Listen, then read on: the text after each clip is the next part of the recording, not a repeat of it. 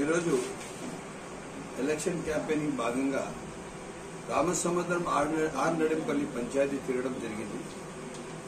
ఆ ఊర్ల మధ్యలో వెళ్తుంటే ఇది ఎక్కడైనా మనము ఎడారిలోకి వచ్చేసామా, ఎక్కడైనా కానీ జనస్రవంతి లేని మధ్యలో ఉన్నామా అని చెప్పి వాళ్ళ ఇండ్లలో వచ్చే వేస్ట్ నీళ్లు, బాత్రూమ్ నీళ్లు వాళ్ళ ఇండ్ల మధ్యలోనే ఉన్నాయి.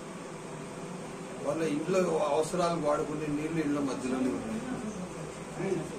రోడ్లు లేవు, కాలువలు లేవు. అక్కడ పంచాయతీ అనేది ఉందా?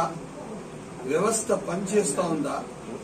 ఆ శానిటేషన్ సంబంధించిన పంచాయతీ నాయకులు ఎవరు దిక్కున్నాడా? దానికి ఎంత బాధ కలిగిందంటే నాకు స్వరాజ్యం అయి 75 సంవత్సరాల దగ్గర అయినా కూడా ఇంకా మనం రోడ్లు, కాలువలు, నీళ్లకే ఆరాట పడుతున్నాం, దానికే చేసుకుంటున్నాం. కానీ డెవలప్ ఎప్పుడు చేస్తాము కంట్రీకి?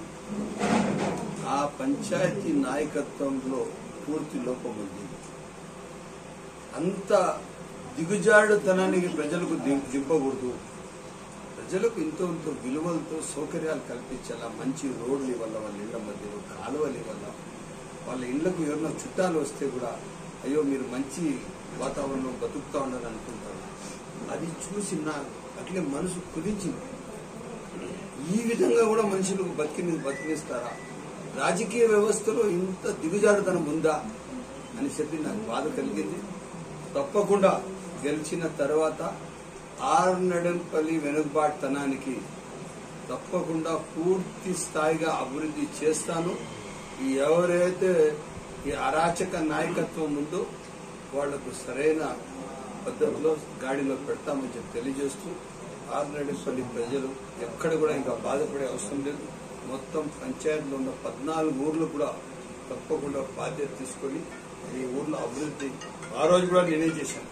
మీకు రోడ్లు ఇచ్చాను, కాలువలు ఇచ్చాను, నీళ్లు ఇచ్చాను, ఓవర్ ట్యాంక్స్ ఇచ్చాను. ఇంకా ఏమున్నా కూడా తప్పకుండా ఆ పంచాయతీ డెవలప్మెంట్ అక్కడ పరిస్థితి చూసి నిజంగా నా మనసు మీరు చాలా బాగా తెలియజేస్తుంది.